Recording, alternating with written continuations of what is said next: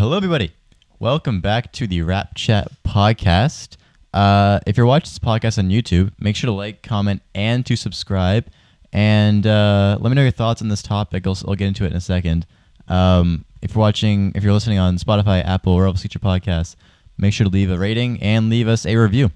You can find us on Twitter, Instagram, TikTok at RapChat Podcast, where typically we post new clips to the show every week. Right now, we're on a little summer-long break since we're all our separate ways, so not many clips right now. But back when we get into September, they'll be back. So welcome back, everybody. If I had a soundboard, I would do the little clappy thing. It's been a while. It's the offseason. It's the playoffs. Raptors aren't in it. Raptors have yet to do anything notable, really, to talk about. There's some OG trade rumors. I don't believe them. But there's a Rudy Gobert talk, blah, blah, blah. But today we're not talking about that. Today, something different. This is something more of a personal interest of mine that I thought I'd use this platform I now have to talk about, because I love talking about it. Basically, we're talking about the NBA draft, the 2022 NBA draft on June 26th, I think, 26th. I'm pretty excited. Basically, what I've done, what I do every year, but this year I've done it to a higher degree. I made my big board. So for those of you who don't know, a big board is basically a ranking of all the prospects, and I rank them. People rank them in different ways. I ranked it based off of, like, some people rank them best player now, best player, who they think will be the best player in the future. I ranked my players based off of how good I think they'll be when it's all said and done. So my number one guy, I think, will be the best player in this draft once they all retire. Second on the list is second best, third best, fourth best. You get it. So each guy I kind of dedicated a whole page to. And today we're going to talk about it. I posted it on my LinkedIn, which I will leave in the description of the YouTube channel. On Spotify and Apple, I think I can leave links there. If I can't, look up Elias Eldridge on LinkedIn, and it's right there. Or go to the YouTube channel, and it'll be there.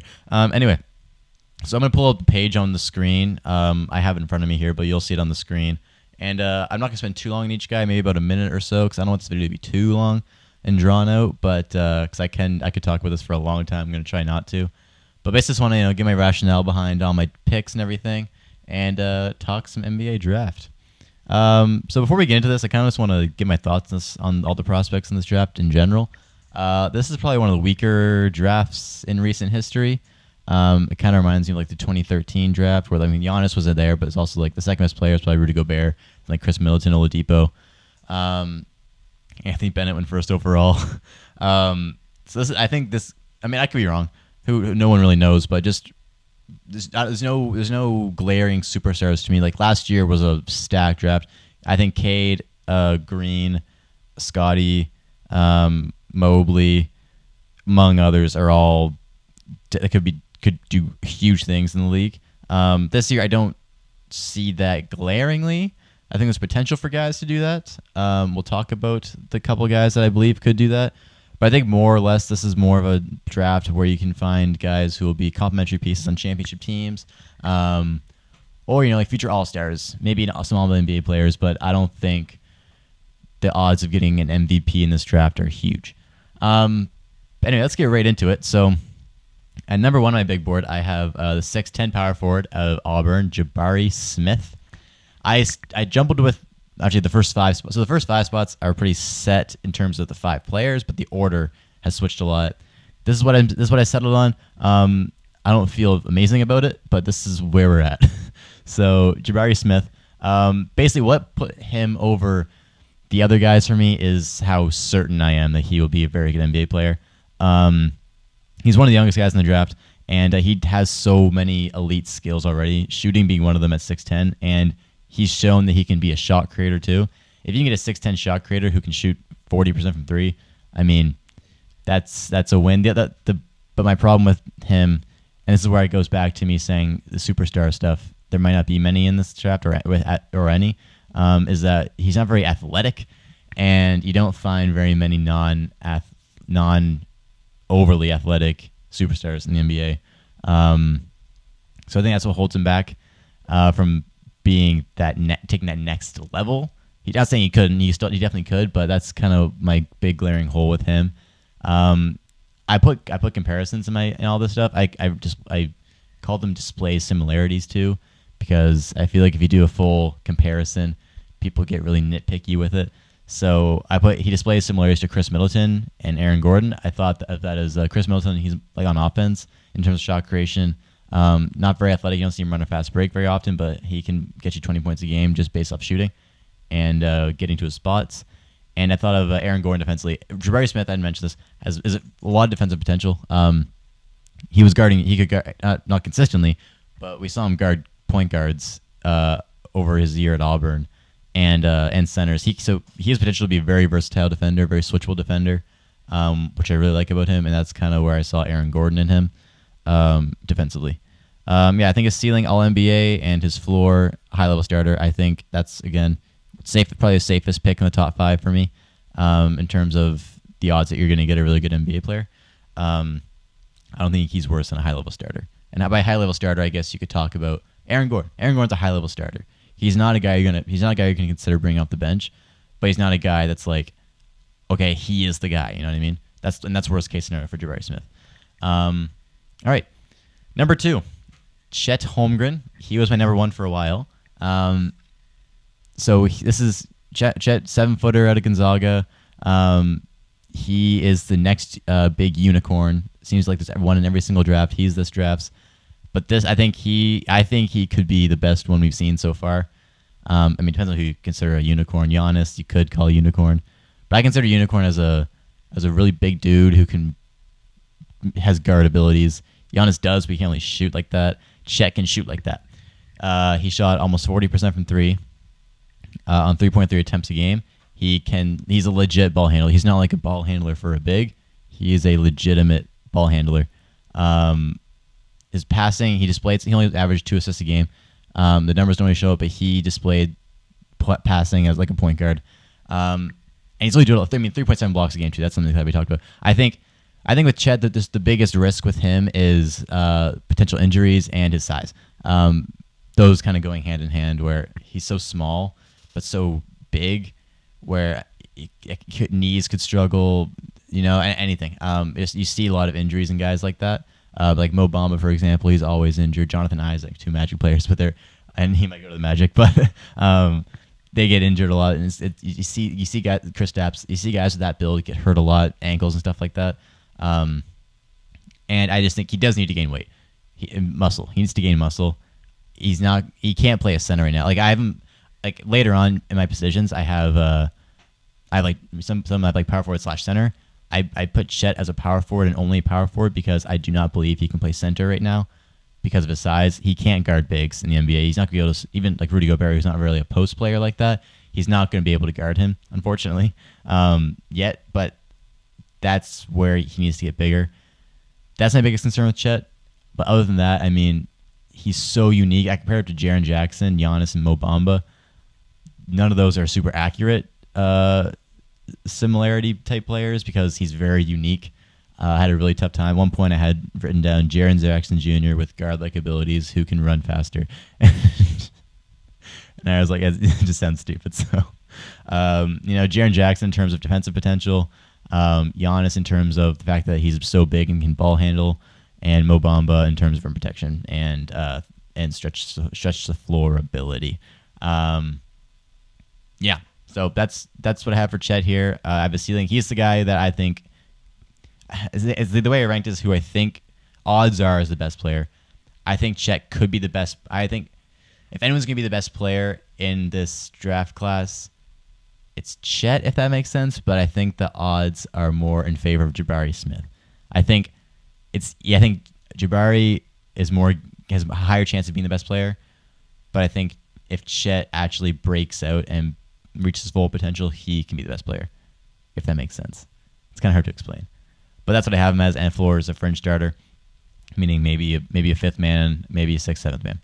All right, moving on to number 3. This one's a little different. I have Jaden Ivy at number 3.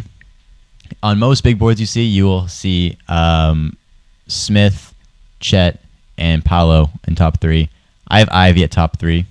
And here's why. He is the most athletic player in this draft. Arguably, he's the most athletic in this tier, easily. I have him compared to, or just he displays similarities to Ja Morant and Anthony Edwards, but I think the Ja Morant one is very good.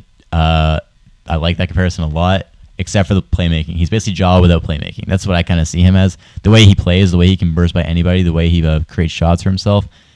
And I think his playmaking can become a thing. He only averaged 3 assists a game, but this was on a team that played through Travion Williams, who is one of the best playmaking bigs in the country, if not the best this year. He can just do everything himself. He doesn't need anybody else. And I think if you pair him next to a Cade Cunningham, Tyrese Halliburton, De'Aaron Fox, that he can complement any elite young point guard, and create a crazy future top 3 backcourt in the NBA. I think it might be tough for him. I don't have a lot of confidence that he can be the guy on a team because he lacks that playmaking right now. If he reaches it, sure. But I think right now what I see out of Jaden Ivy, if he keeps his current skills and they blossom, it's hard for me to see him be a number 1 guy because of his playmaking, a lack thereof, and he doesn't really score in the mid-range, which not like it's a big thing in the NBA right now, but you see a lot of guys like Kevin Durant, and even guys like more his size like Donovan Mitchell and Devin Booker. They play a lot of their game in the mid-range because a lot of guys don't really bother to guard mid-ranges anymore. That's where they get a lot of their buckets. So I think if he can develop a mid-range shot, he could really take that next level. But right now, if you just take what he has right now and put him next to Cade Cunningham, De'Aaron Fox, Tyrese Halliburton, even the Thunder. I hope he doesn't go to the Thunder because they're so guard top. I feel like even like Josh Giddey, that could be something really dangerous in the future. Number 4, I have Paolo Banquero, 6'10" power forward out of Duke. I'm not as high on Paolo as some guys. I think Kevin O'Connor has him at number 1 on his big board. I like him a lot. I think he could be really good. I just see a lot of Julius Randle type tendencies in him. I didn't put that as a display similarity too because it seemed really generic. I wanted to think more outside the box, but I want to mention that here that I get a lot of Julius Randle vibes from him in terms of shot selection, which terrifies me because if you start watching his podcast at the very start, I was a big Knicks fan, I was a big Julius Randle fan, and I haven't since late Lakers, kind of like right when he got to New Orleans. I was like, this guy could be like legit.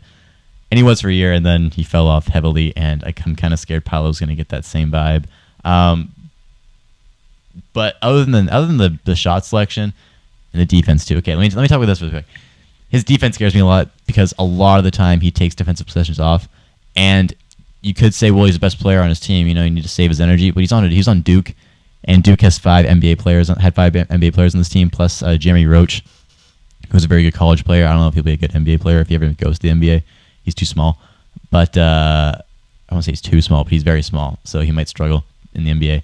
But so I don't like that excuse with Paolo on that roster because you got Wendell Moore, you got Trevor Keels, you got Mark Williams, and granted those guys aren't go-to scorers, but they help a lot, and AJ Griffin. So I don't like that excuse here. But in terms of positive things, he's 250 pounds of pure muscle, and he's 19 years old. That goes without saying that is huge for a guy like him, and for any NBA team. He already has the body, so you just need to develop his skills and his efficiency, and he could be a real threat. He can score at all 3 levels. I compare him to Zion. When I say compare, I mean display similarity. I don't think they play the exact same, but I compare him to Zion and Karl Malone. I saw when you watch him play, Paolo play, the way he uses his body down low to get space to get a little layup or something. Very similar to how Zion does that, except with dunking. So I don't see the dunking in Paolo that Zion has, obviously, but the way he uses his body is what I see a lot of similarities to between Zion and Paolo. And Karl Malone is in terms of interior scoring and the way he can score in the mid range as well. I have a ceiling as all NBA. I definitely can see that. And floor, good bench player. I'm being honest, I doubt he is not a starter for most of his career. But that's his worst case scenario, in my opinion. Okay, rounding out the top 5, I have a not weird pick, but a very weird player. Not as a person, but just in terms of how his path. So I have Shaden Sharpe. Technically, he went to Kentucky, but I think he maybe sat on the bench a couple of games. I don't really know. He didn't play for Kentucky at all. The whole thing was really weird. We didn't even know if he was going to go to the draft this year, but he did. I'm glad he did because this draft is really weak, and I think that's probably his best chance to get a good contract. I'm on his side. I like Shaden Sharpe. I don't have much to say about him right now because there's really not much we know about him other than he could be an elite. What I will say is, from what I've seen from his like high school film, he could be an elite scorer. And that's pretty much all I'm going off of. A lot of guys have Shaden over Jaden Ivy, and I can't really rationalize doing that because simply we know a lot more about Jaden Ivy than we do about Shaden Sharpe. But I think Shaden Sharpe could be really good. I think he might take a few years to adjust to the league, just given, you saw it with Kobe too. Him and Kobe were like the same size and kind of play stylish in terms of 6'6" scoring shooting guards. Kobe really struggled going from high school to NBA because the competition's so different. I can see Shaden Sharpe having the same thing. But I think you give him some time. He could blossom into all-star, elite scorer, all-NBA. That's what I have a ceiling as, and I definitely can see that happening. By elite scorer, I just mean a Bradley Beal's elite scorer.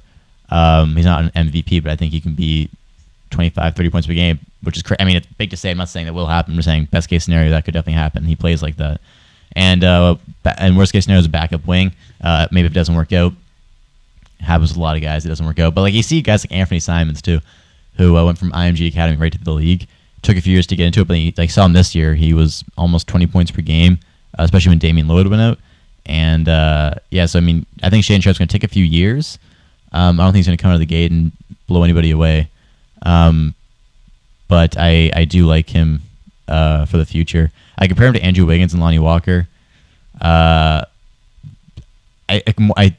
saw more of like the Timberwolves Andrew Wiggins, not the current Andrew Wiggins. Like the year he averaged 23 points per game. I kind of saw that in the 10 minutes of film I've seen of Shaden Sharpe. And Lonnie Walker, just really athletic wing. So yeah. Now moving on out of the top 5, this is kind of like my next tier of players. I kind of like top 5 as the tier, and then where you can like interchange all those guys, and I would understand where you're coming from. Now I feel like 6 to 16, 17. Honestly, that's the type of draft this is. You can interchange any of these guys, and I'll be like, yeah, that makes sense. I can see why you think that. So for me, at number 6, I have Benedict Mathurin, 6'7" shooting guard out of Arizona. Best regular season team in the country. They couldn't make it all the way, but I really, really like Mathurin. I think there's anybody not in that top 5 that could be a very highly touted all-star or even superstar. I think it's him. He reminds me a lot of Donovan Mitchell in terms of the toughness and the shot creation. And he shot 37% from 3 his sophomore year, but 42% freshman year. So we know he can shoot threes at a high level already. He's only 19 years old and already a sophomore. He has a lot of experience. Very careful with the ball, only 1.8 turnovers a game on 25% usage rate, which is very good. He had the ball in his hands a lot and only turned it over less than 2 times a game. He can finish. He has a really high release point as a jumper. I just see a lot of good in him. The biggest things I saw that weren't too hot on Mathurin were he got in tunnel vision sometimes, which on a team we'll talk about him a lot later. But like Bryce McGowan's had this problem, but he was playing on a Nebraska team that, with all due respect, sucked. But Mathurin was getting tunnel vision playing with guys on the best team in the country. So that scared me a little bit. I think that might be a bad habit that might take a few years to totally get rid of in the NBA. Like if he comes off the bench right away, which he probably will, he won't start or anything right out of the gate. I'm scared he might get to tunnel vision once he gets on the floor playing with bench guys. So I think that's something that's going to they're going to break. He doesn't have a huge first step, which could not be great for his shot creation in the NBA because if a guy closes him out on the perimeter on a 3, he tries to blow by. He doesn't do it fast enough where he can throw the defense off and someone can come help. But I think he'll develop, and I think that could definitely not be a problem in a few years. So I think sometimes he can be a little over aggressive on defense. But these are just more bad habits than anything that can be fixed. So I like him a lot, man. I think Mathurin could be a very good pick for someone, and a lot of mock drafts have him going between 10 and 14. I think if a team gets Mathurin between 10 and 14, that is an A-plus draft for them.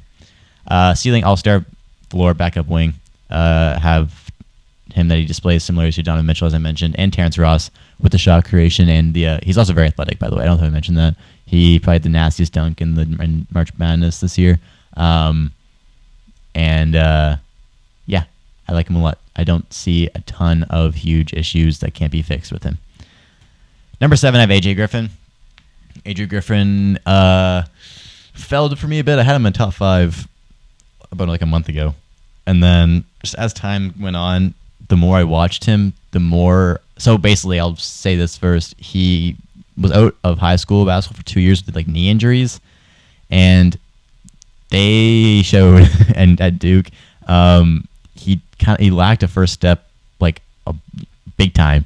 Like he really could not blow by guys unless they're like bigs who are really slow, and he'd like pump fake. But then even then, someone could come help easily. So like if anytime he drove, he kind of settled for like floaters because he had to. And he's not very athletic to try and jump over anyone. Even like the dunks you see him dunk, I mean, they're 2-footers with like one hand finish. I don't know. Just I saw some red flags with those knees. That's my biggest concern with him, though. I think other than that, his shooting's elite already. He shot 44.7% on 4 attempts a game. I mean, doesn't get much better than that realistically. I just think, and also like Duke had him in a weird role where he's so good at shooting, so they're like, okay, you're going to be the shooter, and that's all he really did. I think he's more than that, and I think in the NBA he will be more than that. I think he will be better than 10 points a game that he was at Duke. Definitely will be. I can say that pretty confidently. But I just think that maybe his potential is limited given his knee issues, and I mean he could definitely get over them, but it scares me. And also another thing that scares me is the fact that he missed 2 years. He missed those years of development into his game. So he's pretty raw. I think he's more raw than a lot of people say he is. I think he's going to come in and make a lot of like mistakes, be a big learning curve for him. But I think by the time he reaches full potential, he could be a Jalen Brown type and an all-star. I think he'd definitely be an all-star. If things work out, if his knees heal up better, then I think he can definitely be an all-star. Worst case scenario, I have him as a reliable bench shooter. Someone like who's a reliable bench, like JJ Redick was, something like that. Not, you know what I mean, as in terms of you trust him to make threes. That's worst case scenario. I also compare him to a smaller Sadiq Bey. But yeah, no, he's also only 18, so he's a lot to learn, or he's a lot to develop, which is really good for a team. But I think you have to come in with the mentality when you draft him that he won't be good right away, probably, outside of shooting maybe. I think he'd be a good shooter pretty quickly. I don't see why not. But everything else is going to take a lot of time to develop. At number 8, I have Dyson Daniels, who flew up my board. I had him mid-teens, and now he's at number 8, and I almost put him over AJ Griffin, to be honest with you. The reason I didn't is because Dyson Daniels' offense scares me a little bit. But I don't think you're drafting him to be a scorer. I think you're drafting him to be a reliable defender at the guard position and a playmaker. I haven't compared to Josh Giddey and Alex Caruso. Josh Giddey as the all-around point guard who plays kind of at a slow pace, but it's like he can weirdly get things done at that pace. Like you think he might be too slow and the defenders like catch up to him, but he does it really well, and it's kind of really cool to watch.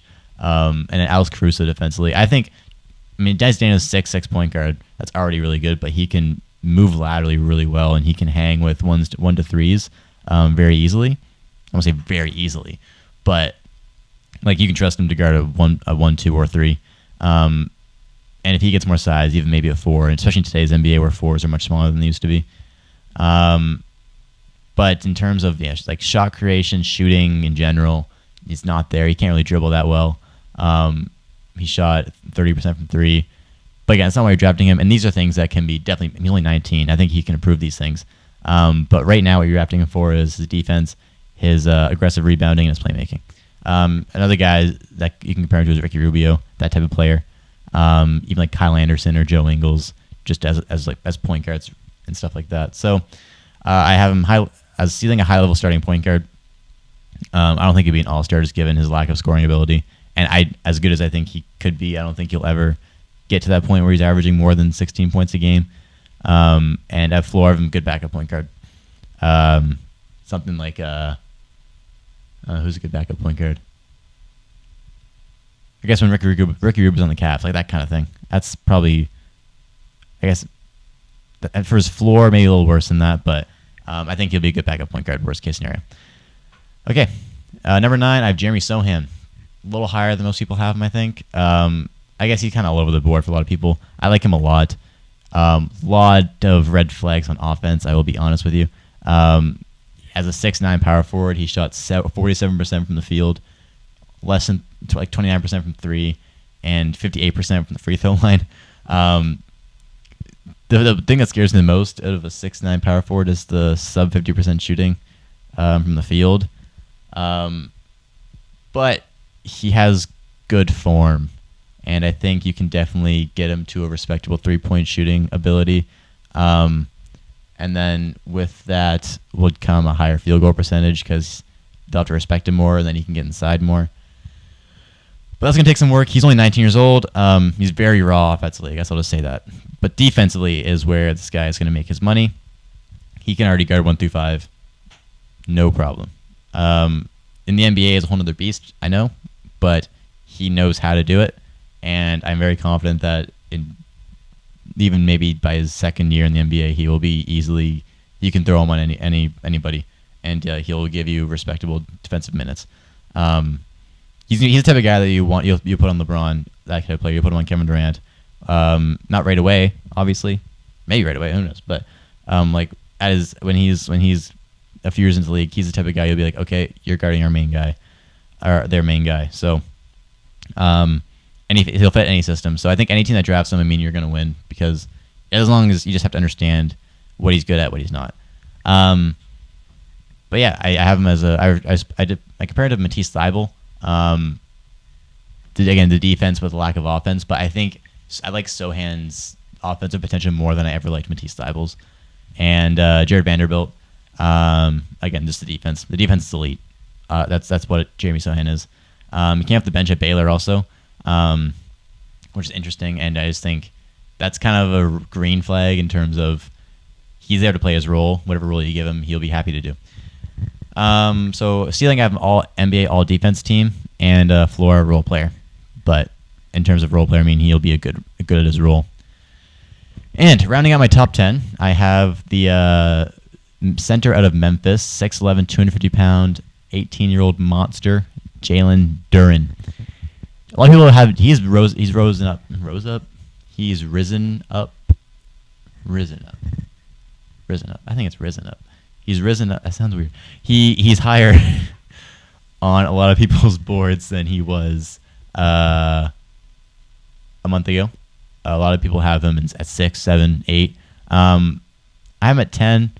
I think it's a good spot for him, given the fact that centers aren't as much of a hot commodity as they used to be, especially guys that can't shoot. I guess I should say that centers are a hot commodity still, but guys who can't shoot aren't. You want shooters. He could probably develop one. I think a lot of guys are developing threes at this point in the NBA, so he'll probably develop 25 to 30% 3-point shot eventually. But right now he can't.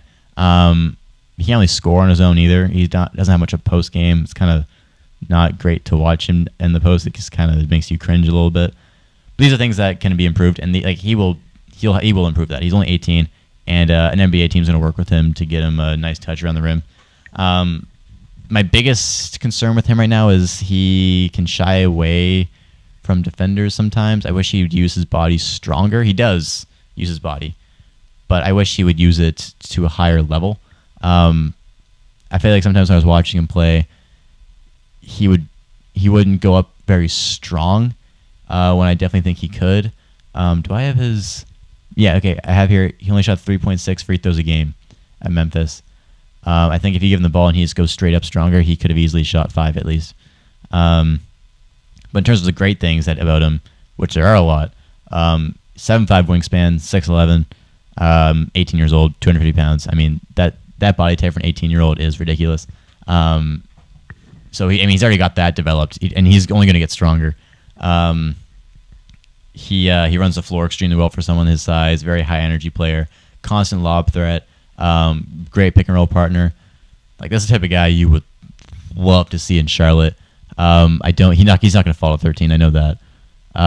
That's where Charlotte's picking. But if Charlotte can trade up, man, like if you put Jalen Duran with LaMelo Ball on that team, oh my God, that's ideal. He's a perfect type of player, and like his age too. Like he's going to develop to be really good. I think. I have a ceiling as an elite starting center. I can see him as good as Bam is right now. Maybe a little worse because I don't think he's going to be as good of a playmaker as Bam.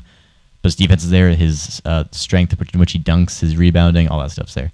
And his floor, good backup center. Okay, so that was my top 10. I'll probably move a little quicker for these last 20 guys, just because top 10's kind of the... Actually, I'll go a little more in depth until the end of the lottery. Let's do that. Why not? It's my podcast. I can do what I want. I'm joking. Well, I'm not joking, but... moving on. At number 11, I have Keegan Murray. This might upset some people. I haven't seen Keegan Murray this low on any other big board. Here is why. Yes, he averaged 23.5 points per game. Yes, he averaged 8 points every rebounds. Yes, he averaged 1.3 steals. Yes, he averaged 1.9 blocks. I know. I see his stats. I have them written down here. But Luka Garza averaged almost like 30 points a game at hit last year. Kofi Kalkburn, super good. Oscar Tshiebwe won Player of the Year. And he took his name out of the draft, and if he did go into the draft, he might have not even gotten drafted. Stats matter to an extent, but play style matters more. Keegan Murray's play style is good. I'll say that, but his play style won't let him average these stats, at least these offensive stats, in the NBA because he's not very athletic and his shot creation is not that good. He needs... I don't want to say he needs other people to help him score, but you can't really give Keegan Murray the ball against an NBA defender or an NBA defense all around and say, okay, go get us a bucket, because he doesn't have much of a first step. Doesn't have much in terms of ball handling. And he's not going to blow you away with his athleticism. He's not going to drive by you and throw down a vicious dunk. So I think... like my ceiling for him is a third option on a championship team, which, like I guess like Chris Middleton level.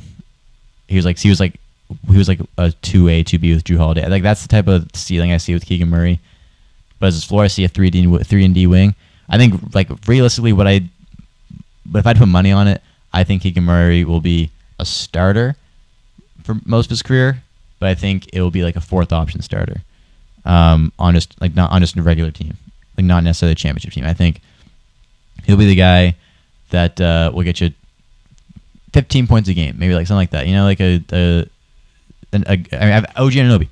I have him as a display similarities too. OG Anunoby is like the 3A, 3B option right now on the Raptors with Gary and him. That's where I see Keegan Murray's ceiling at. I see him kind of exactly what OG is right now in terms of stats and numbers he's going to put up. And they play a lot of like also. I also compare him to Obi Toppin at Dayton without the dunking. You take the dunking away, he played a lot like Obi Toppin did at Dayton. So that's the type of player you'd be getting. And those are big things that scare me. And he's also already 21 and only a sophomore. Not saying he's not going to get better at things. He'll definitely get better at things. But being already 21, I mean, that's the same age as like Zion. And Zion's already been an all-star. So I just, lot of concerns on like high-level things. But let's talk some good things, because there are definitely good things with Keegan Murray. I have him at 11 for a reason. Like he's still in the lottery. He's still very good. His defense showed a lot of potential, especially off the ball. He times his blocks very well. Great at finishing around defense, and if he can find holes, he can slither through little holes that he sees. Only 1.1 turnovers a game. great 3-point shooter off the catch. I mean, he can do a lot of good things. But the things that he does well, I see more as a complementary type player and not as a star type player, if that makes sense. Like a lot of guys have like Indiana drafting him. If Indiana drafts him, I will be very upset at Indiana because he's not the type of guy you want on a rebuilding team. He's the type of guy you want on a playoff team. He's very complimentary. Like a team like Washington. I mean, not Washington actually. No, maybe with Bradley Beal. Like like a team like that level and realistically, because like a team like Miami's not going to draft him. He's not going to fall that far. But realistically, you want him on a fringe playoff team right now. Like I guess you can say Charlotte, any team on that level, Atlanta, but you don't want him on a team like Indiana or Sacramento who are trying to rebuild and build dynasties with young players because he just doesn't fit that mold. And if Indiana does draft him, you're not drafting All-Star. I'm sorry, I really don't think Keegan Murray is ever going to be an All-Star. And you can clip that, and I could be wrong. I can't read the future, but I just think there's better options out there if you're trying to build an elite team out of young players. I would like to see Keegan Murray in a complimentary setting. Anyway, enough Keegan Murray talk. I don't dislike him by any means, but I think his skill set's better fitted as a complimentary player and not a star. Number 12, Johnny Davis. This one was weird for me. He moved a bit. I'm still actually not confident at all in this placement. Him and 13 and 14 are all very interchangeable to me. And I guess here, so Johnny Davis out of Wisconsin showed a lot of great scoring ability. He wasn't a great 3-point shooter, but I think he can definitely become a very good 3-point shooter. He has the tools for it. I think he just needs to find his touch. Simple as that. Not simple as that, but I don't think there's any glaring issues in his like I don't see there's any reason why he can't become a good 3-point shooter. He's a great mid-range shooter, which is rare these days. He can come off screens and shoot mid-ranges. He can get to the rim pretty well. He can cut very well. He's a very good off-ball player offensively, and I think he has potential to be a very good defender. His IQ is there defensively, and he's very determined. He really wants to stop his opponent, but he can lose focus sometimes. My biggest thing with Johnny Davis, though, is his lack of athleticism and his size combined with that. I think you get a guy... His size is all like Jamal Murray's. Him and Jamal are built pretty similarly. If you compare like John Davis now to Jamal when he first came into the league, they're built the same way, but Jamal Murray had that athleticism. Jamal Murray can dunk over players. He has that burst. John Davis has a bit of a burst where he can blow by you, but he pulled from mid-range instead of getting to the rim because he can't really get up there and finish that well. I mean, he can very well, like, relative to a regular person, but if you're talking NBA players, it's like average the way he finishes. Like, he can dunk decently well and stuff like that, but you're not going to consistently see him dunk on guys or be a threat to dunk on guys. And also his lack of playmaking also kind of scares me. I think the biggest thing is that if he can get his scoring together in the NBA, then I think he'll have a great NBA career. But if he can't, he could really struggle to find himself a place in the NBA. I think that's my biggest point with Johnny Davis. I like him a lot though, but there's a lot of ifs with him. Rounding out my lottery at 13, not yet. I have two guys on my screen. You'll see one. At 13, I have Mark Williams. I love Mark Williams. I don't see how he can't be good, to be honest with you. He's so reliable, and he does exactly what you need him to do. At least that's what he did at Duke, and he just seems like a very good guy. I feel like he's the type of guy you'd be like, okay, Mark, I need you to do this. He'd be like, absolutely. And he'll get the job done. He's not going to shoot threes for you. He's not going to defend guards for you. But if you ask him to be this just pick and roll all night, he'll do it, and he'll do it at a high level. Constant lob threat. He averaged 2.8 blocks a game, and these weren't even on like crazy minutes either. Like I don't know what his per 36s are, but they look really good. I can promise you that. Rebounding's great, and he's just a powerful dunker. Honestly, right now, if you ask me who I'd rather have on my team right now for 1 year, I would take Mark Williams over Jalen Duran. I think long-term Duran will be better, hence why I have Duran over Williams. But I think if you're talking right now, Mark Williams is better. He's also older. But he means, he's not going to score for you in the post. He's not going to defend threes. He's not going to shoot or defend on the 3-point line. He's not going to shoot threes. But he will move. He can move really fast. He'll set really strong screens. Sometimes he had a tendency to do flash screens, which I think he just needs to get more used to staying there and timing it right. That's a little nitpicky thing I had with him. But outside that, I have him compared to Houston Dwight Howard in terms of just being that reliable pick and roll threat all game. Again, this is the type of guy that Charlotte, I think, could definitely draft. I think he could be at 13, and I would love to see him on Charlotte. I feel like every year we're rooting for Charlotte to draft a center. Like last year, I wanted to get Kai Jones, which they did. It's only been a year. I want to say it hasn't worked out, but I think Mark Williams is probably the most reliable option they've had at center since they've needed to draft a center. So, yeah, big fan of Mark Williams. Ceiling, high-level starter, floor, reliable backup. Okay, now rounding out my lottery that you can see is Malachi Branham. Malachi Branham, I like a lot. Also, he ran up my board. He was over Johnny Davis for a bit. I think the reason why I put him below Johnny Davis is because the sample size is very limited. Even when he talked like the start of the season, he wasn't that good. He really started to pick it up in the second half of the season. But he's a great shooter. Reminds me a lot of Jordan Poole and Malik Beasley. Those are who I just compared him to. He's not very athletic, but he can make some tough shots. He can shoot over guys. He can shoot from three, mid-range, and he can ball handle. He can come off screens. He seems like a very reliable type guy that I think if he can consistently get that game together, he could be an all-star. I think his ceiling is an all-star.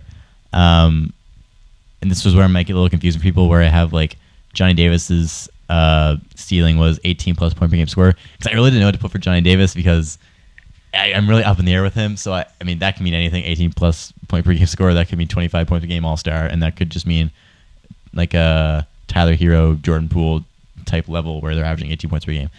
But I think Branham could be an all-star if everything works out and he can do what he does consistently. Floor, have him reliable bench piece. But I love his shooting.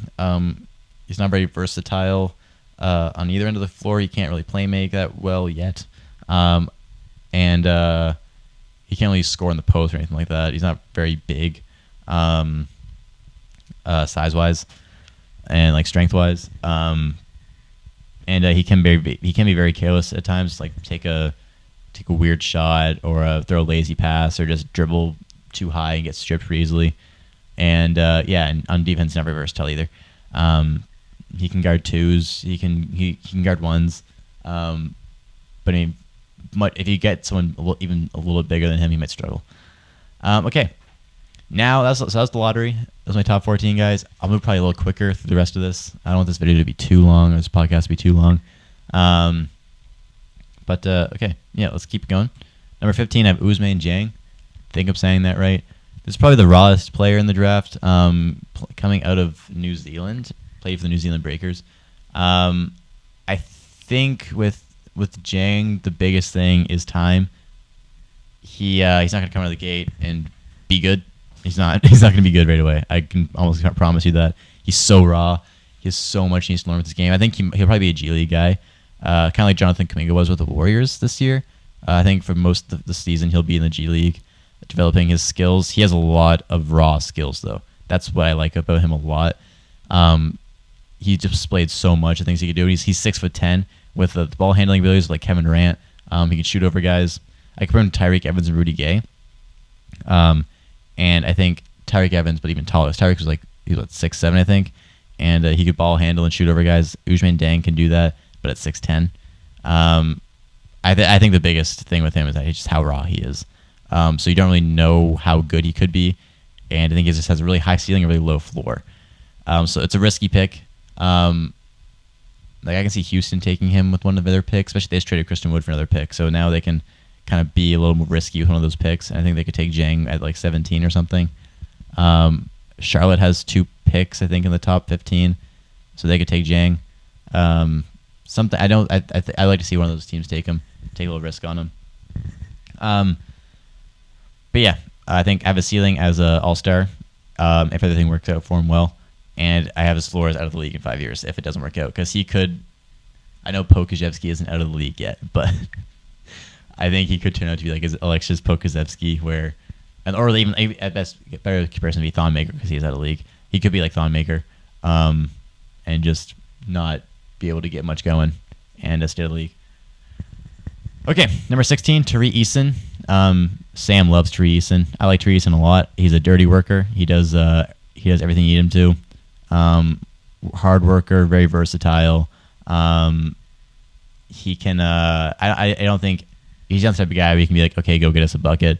But he will get the offensive rebounds and go up strong. He'll get hacked. He'll get into the lane. He'll make the right pass. He does a lot of right things. But then you talk about his defense. His defense is very good. My biggest complaint with his defense is that sometimes he loses focus. But I mean, who doesn't on defense?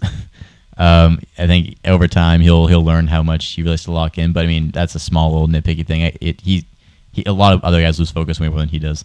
I think he's just so good, you got to get nitpicky with it. I just think he's not the type of guy who's going to give the ball and let him do his own thing. He's going to be more of an off-ball player. He'll dive for the ball. He'll just, the dirty work, like I said. He plays with a lot of heart and a very good transition scorer, though. I compared it to KJ Martin of Houston and Aaron Gordon. Aaron Gordon defensively, again, just like Jabari Smith. They kind of remind me of each other defensively. I think Eason, though, is a more intense and high-energy defender than Jabari Smith is. And KJ Martin, the transition scoring, and the rawness of the shot creation. KJ Martin has shown shot creation ability, but still very raw. I see that in Tari Eason. And Tari Eason could be very good. I think I haven't seen him as a consistent starter, and his floor is 6th to 8th man. I think he will be a very good NBA player for a very long time, very consistently. How good? I don't know. Okay. 17, I have Oshae Agbaji out of Kansas, the senior, the champion. I like Oshae Agbaji a lot. He's 22 years old. So, it's automatically going to be a red flag for you. I think with Agbaji, you know what you're getting. You're getting a guy that's going to be a good shooter for you. Very athletic in terms of his dunking ability. He lacks a bit of a burst. He lacks playmaking. His defense is good. I think it's the very small box of how good and how bad he could be. I have a ceiling as elite 3-and-D wing, and his floor is decent 3-and-D wing. So I think he's going to be a 3-and-D wing in the league. I think that'll be his role. I don't think he's going to be an all-star, but I think he could be very good at what he does. And I think if it doesn't work out totally for him, I think he can still be pretty decent as a 3-D wing. I have his similarities to a pre-injury Jeremy Lamb, so like back with like the Pacers and the Hornets kind of thing. Or I guess not the Pacers, he was as post-injury, but more with like the Hornets, that kind of Jeremy Lamb. I think that's the type of player you're going to get from Agbaji. And I think he could do that at a very high level. I don't see why not. He has long arms too. I think his defense hasn't reached his full potential yet. I think if you put him on a high-level NBA defensive team, he could really spread his wings there, no pun intended with his wingspan. Could really spread his wings there and make some great things happen for himself. At number 18, I have Marjon Beauchamp. Beaucamp. I don't know if it's Beauchamp or Beaucamp, I forget. But I love him very much, man. I want him on the Raptors. I almost put him higher. I think I went through a little bit of a high with him. I was like, I almost put him in the lottery. I like him a lot. I had to come back down to earth a little bit, but he can do so many different things on offense. He can do it all on offense, to be honest with you. He can score in the post, at the elbow, on the three-point line. Okay, so the three-point line, he only shot about 25% from three on 2.8 attempts per game. I don't think that's going to be how it is in a few years. I think he just needs to get better with his touch. An NBA team needs to work on a little adjustments. I'm very confident in saying he'll be an above-average 3-point shooter based on his form and his shot creation ability. He had the ball in his hands a lot more than he's going to with the G League Ignite. Unless if he does become that good, but out of the gate, he's not going to have the ball in his hands that much. I had him displaying similarities to Brandon Ingram in terms of shot creation. This one was That might be a little bit of a stretch, Brandon Ingram, but I think the mid-range scoring plus a shot creation kind of made me see that, but more of like a younger Brandon Ingram, maybe like a Laker Brandon Ingram, and I cramped Norman Powell as well, because I think he could be a spark plug type player. His ceiling an elite scorer. Again, just like not Johnny Davis. Who did I say was elite? Could be elite scorer. It was who did I say? I said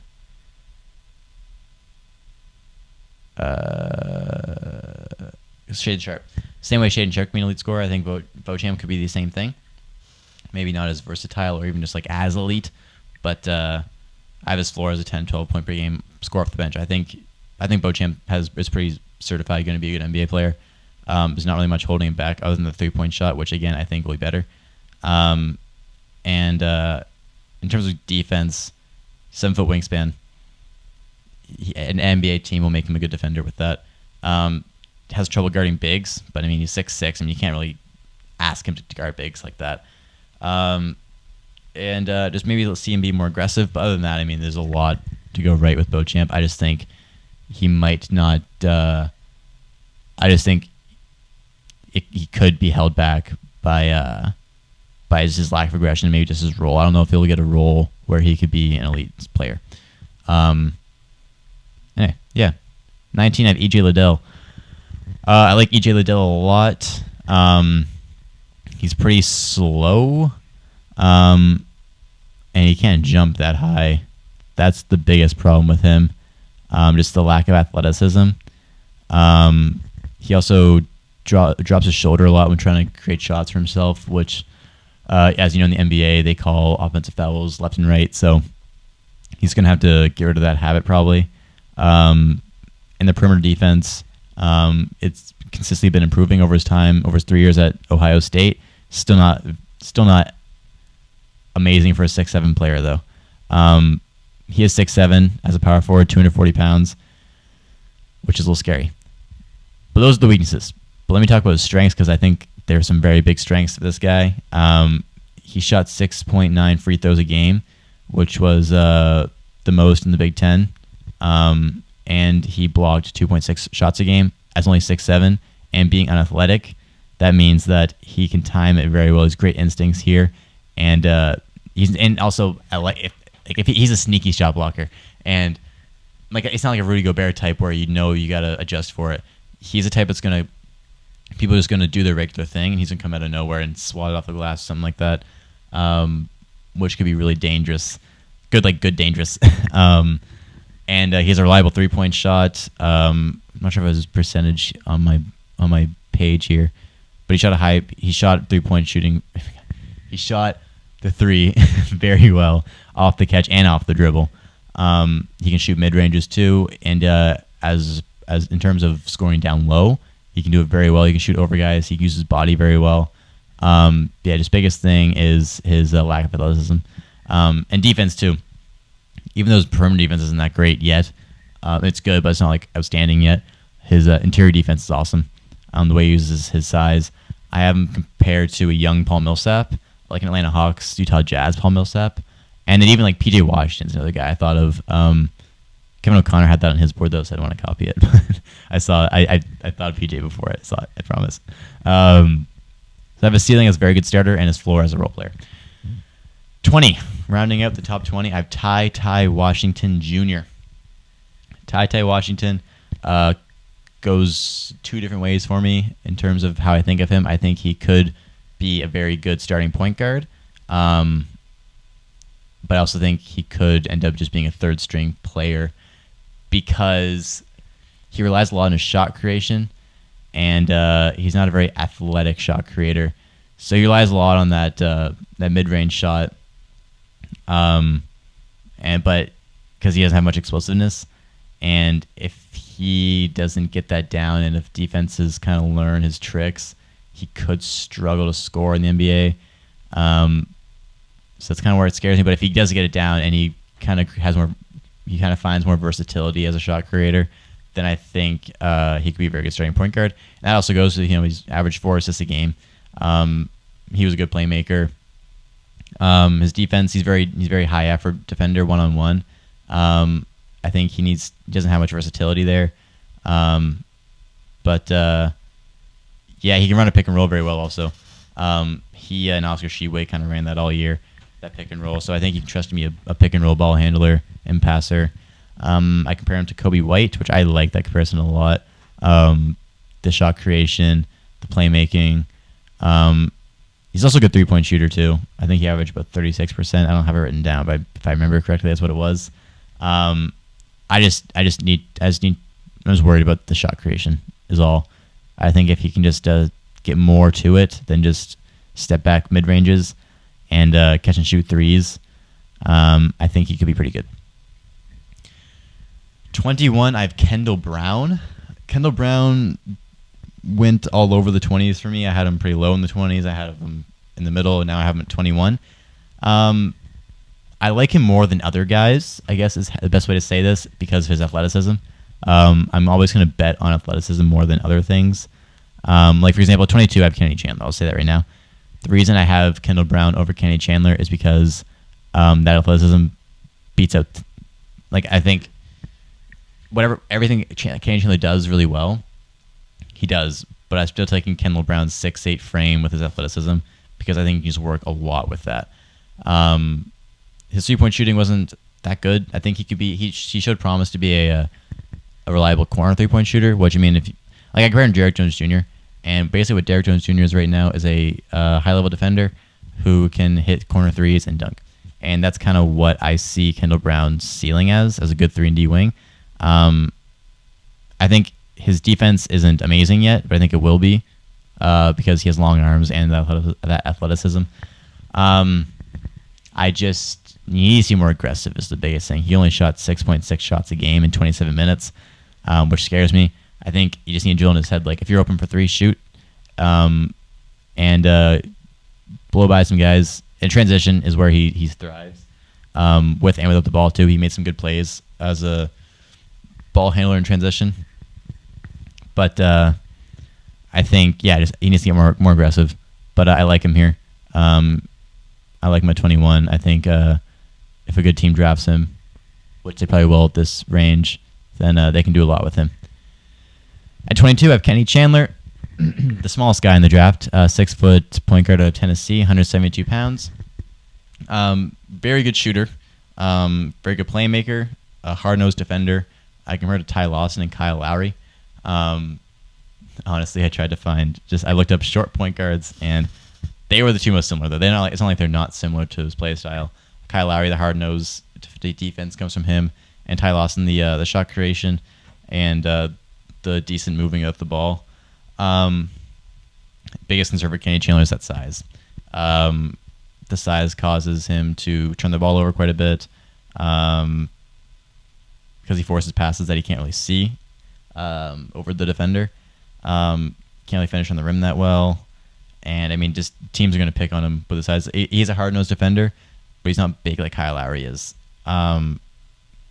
So I think he's going to get picked on defensively. So there's that. But look on the bright side of him. He's very shifty with the ball in his hands. He can move really well. He has good tendencies in terms of patience with the ball. Like, once you pass him the ball, before he does anything, he scans the floor first, which I noticed from him, which I like a lot. I don't think he's any better than a good backup point guard, just given his size. And like, I hate betting against players' size, but I just don't think his shot creation is good enough to go. Like, you see like Isaiah Thomas, but Isaiah Thomas was an elite shot creator. Kenny Chandler's not really that. He's more of a catch and shooter for his offense. And he gets his buckets just from, he can get through holes and stuff like that. But I think in the NBA, he might get picked on a lot, which scares me. I have his floor as G League. Unfortunately, a lot of small guys end up in the G League. Frank Mason, guys of that nature. I can't think of any other top of my head, but a lot of the shorter point guards stuck there. That guy that's on the Kai Bowman, he's a small point guard who looks really good, but he's pretty small. Kenny Chandler might fall into that, but I have confidence that he can find a good role in the league. 23, Jaden Hardy. This was an interesting one. Jaden Hardy, I'm not big on. Even the guys below him I like more, but I just feel like Hardy needs to be higher up because he was top 5 before the season started. and I don't want to count him out after one season, but God, he had a lot of things he had a lot of things I didn't like about him that year with the G League Ignite. Took a lot of bad shots, took a lot of unwarranted shots, made a lot of bad passes, tried to do a lot himself. Just a lot of these really red flags in his game, like big red flags. But if you want, like, he has 88% free throw shooter. I think if you just give him he needs a much smaller role to be good. I have a ceiling as an elite 6-man, which I think is the type of role that would be good for him, because if he's a starter, he needs the ball in his hands, and to be honest, like, he didn't show much with the ball in his hands consistency wise. I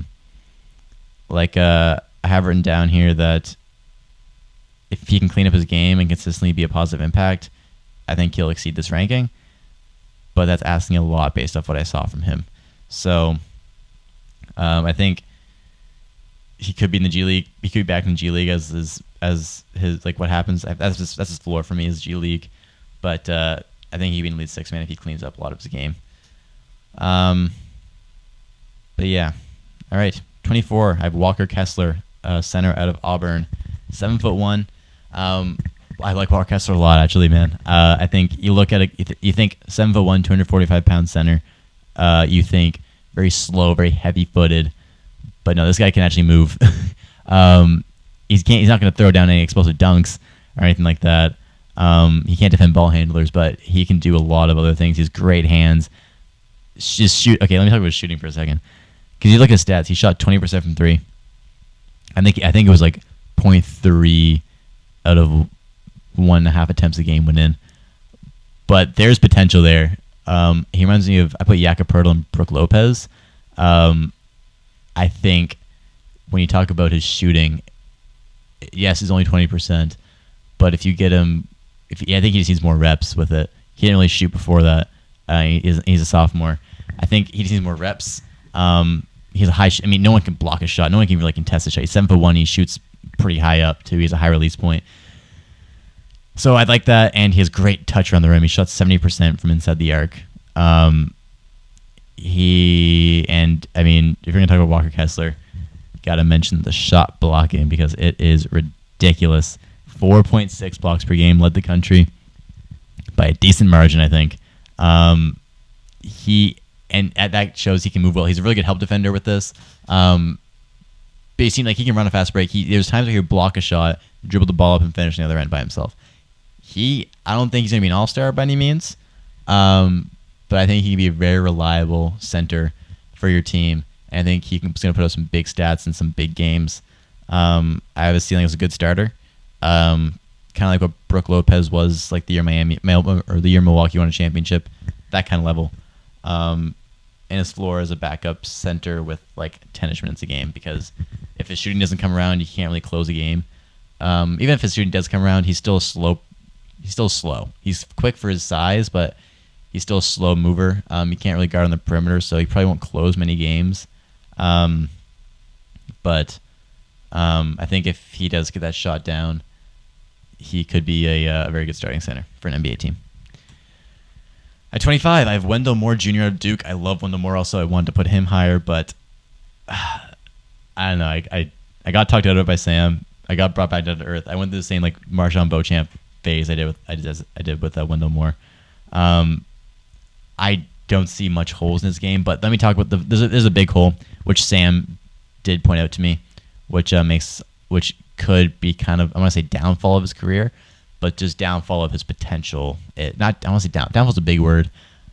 I think it could just be what stops him from taking that next level. It is that he hasn't been a good shooter for a very long time. He's a junior right now, and if you go to his stats, I'll pull them up here really quickly for his whole career.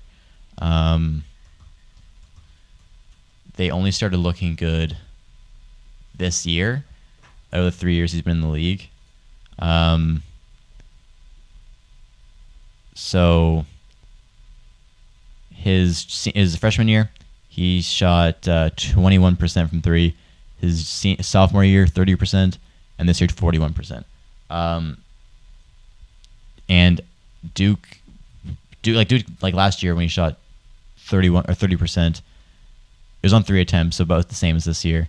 And that was with a bad Duke team. You look this year on a really good Duke team where other guys had a lot more attention to their way, such as Williams, Banquero, and Griffin.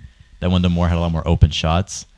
I think he'll have the same role in the NBA, so that's kind of something that doesn't concern me too much, but I think I'm still not sold fully that he can be a 40% three-point shooter.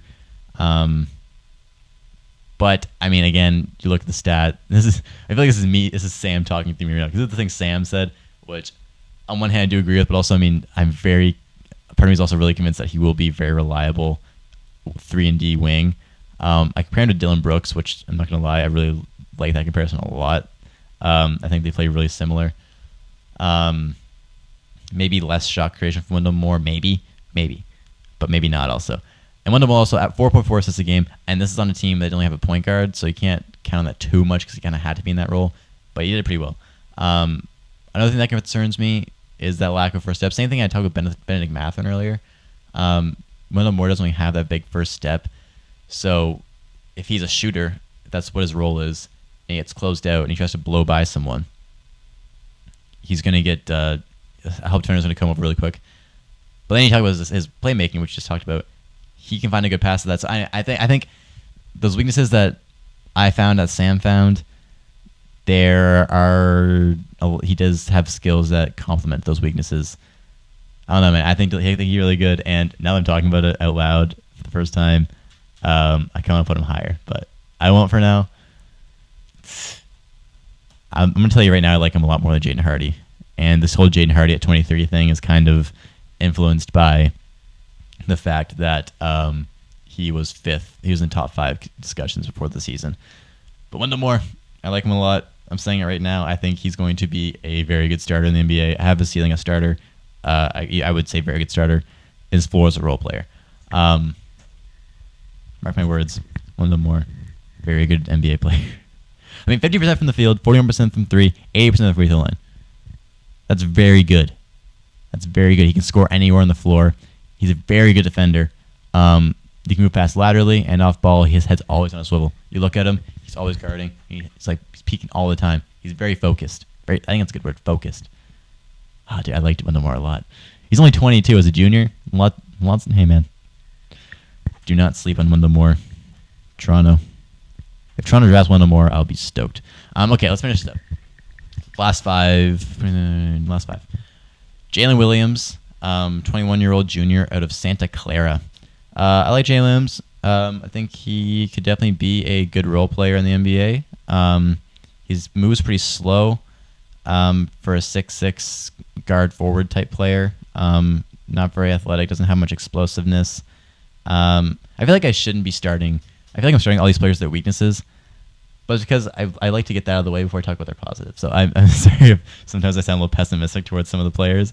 I'm starting with their weaknesses because there's less weaknesses that are positives than most players. So just defensively he can be a beat slow sometimes because of his lack of quickness, and like if he gets switched into a quick guard, which will happen, that could be a tough matchup for him. But the positives. Very crafty passer. He's one of the best non-point guard passers in the draft. His 3-point shooting improved muchly over his time at Santa Clara. From last season to this season, he improved by 12-ish% from 3 on similar attempts. He's very patient. I think that's probably the biggest thing with him is how patient he is. And it's over time. He's just made large strides as a scorer, playmaker, and I think he will continue to get better. His athleticism and lack thereof will hold him back from eliteness, but I think he could be an elite role player.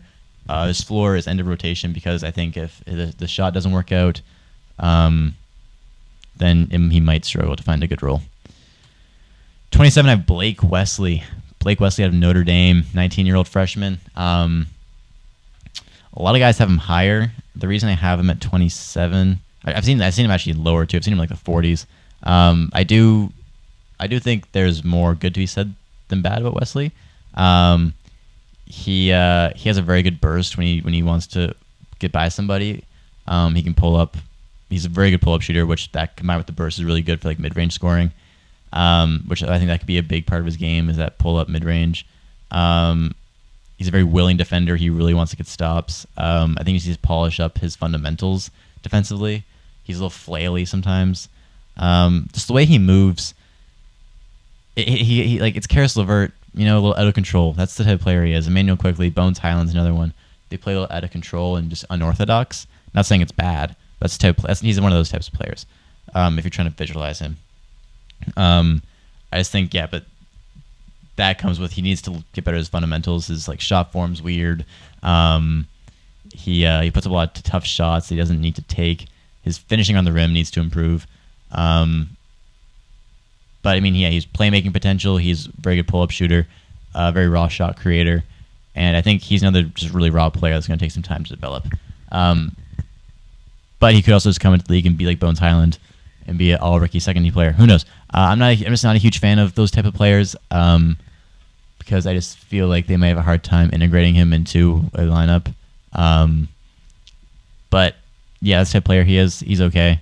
So he's okay. No, he's good. I just don't see him being anything special in my opinion. Ceiling happens as a 6-man.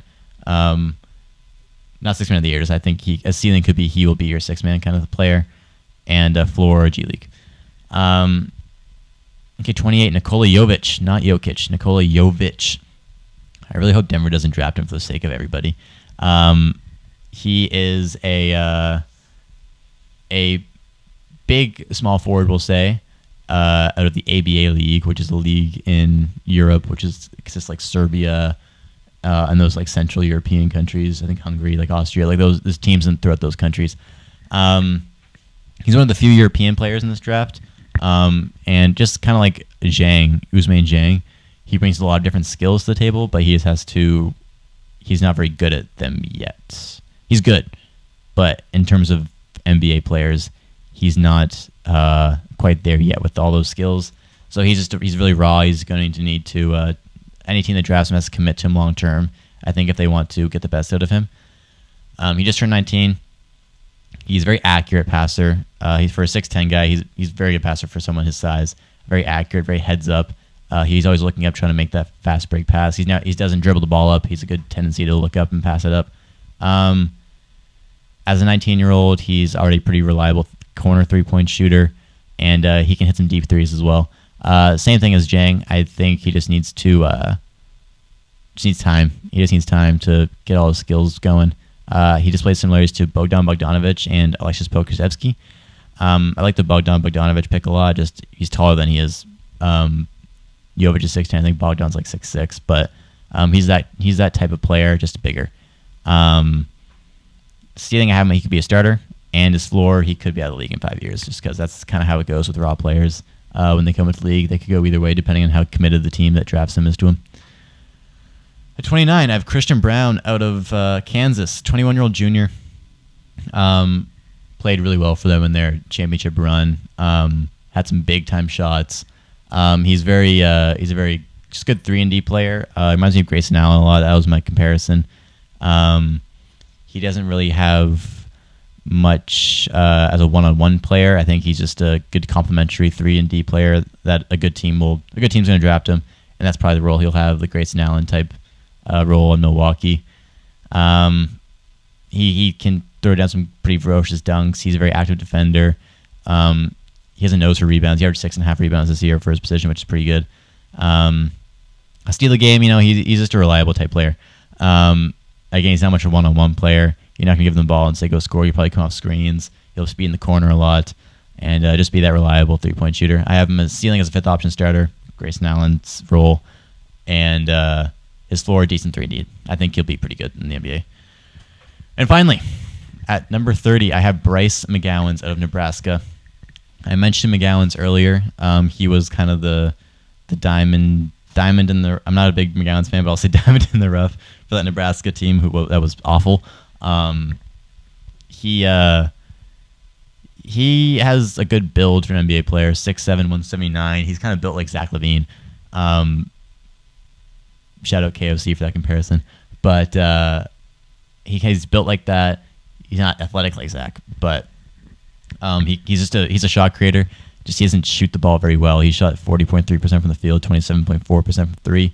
But he got to the line a lot. I think what I wrote down here is that I think he's at his best when he is aggressive and getting to the basket and trying to draw fouls. I think when he gets tunnel vision, well, he gets tunnel vision a lot. And to be fair, Nebraska's really bad. So he was kind of the guy that was like, okay, you're going to be our guy. You just go do what you have to do to help try and get us to win games. But I think he would get stuck in tunnel vision and just trying to pull up from mid-range or three a lot. I think when he settles down, takes a step back, and realizes, okay, I'm good enough to just drive the rim and get fouled, I think when he gets in that mentality, that's when he's at his best. If you look at his game logs, his best games, most of them scoring-wise, most of them came with him shooting a lot of free throws.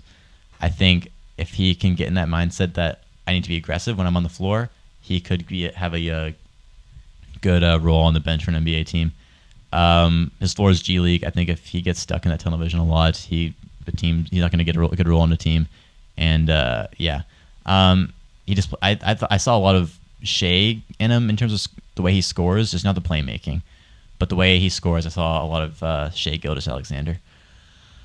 All right, that's my big board. That was really fun to make. I spent a lot of time making this. Again, this is posted on my LinkedIn, which I'll leave in the YouTube description, and if I can leave it in Spotify and Apple Music descriptions, I'll leave it there as well. But if not, Elias Eldridge on LinkedIn if you want to see it, or just go to the YouTube video and press it in that description. Also, I'll just shout out really quickly. I took the stats, all my stats on here were from Basketball Reference, Sports Reference, the G League website for like Hardy, Daniels, and Beauchamp. And then I have one for I took Nikola Jovic's stats from ProBallers.com. And YouTube channels I used for scouting. I used Hardwood Hoops Centrals. They post a lot of scouting videos that I would use to watch guys and get my opinions on them. I used for games. I'm just trying to pull it up here. I want to get the name right. The Draftmatic. They post a lot of college games. If you ever want to college games, that's where you should go. That's where I would do a lot of scouting as well. I'd go back and rewatch those games from there. And I use YouTube channel Swish. They post highlight videos for college players, and I think they do regular NBA players as well. Yeah, sorry, I don't know if I said it. The first channel that I used for that makes the scouting videos. That is a Hardwood Hoops Central's NBA Draft Green Room. They post very cool film sessions for a lot of the potential draft picks in this year's draft. Check them out if you're interested. And that's all I got. Thank you all for listening. This was really fun to do, actually. I love talking NBA draft. I've never done this before as a YouTube channel, or as a YouTube video, or as a podcast. So it was really fun to make. I'm going to try. I'm definitely doing this again next year. So I'll see you in a year. I'll see you soon. But I'll do when we actually do the podcast again. But I'll be back next year doing the same thing. And yeah. Anyway, thank you all for watching. Really appreciate it. If you're watching YouTube, make sure to like, comment, and subscribe. If you're listening on Spotify, Apple, or wherever you get your podcast, leave us a rating and a review. You can find us on social media, Instagram, TikTok, and Twitter at RapChat Podcast, where when we are making podcasts, we post new clips of the show weekly. Thank you again for watching, and leave comments on what you think about all my picks. Let me know your opinions. Let me know what you agree with, you disagree with, all this kind of stuff. I love talking about it. I'll reply to the comments. And yeah, thanks again. Peace.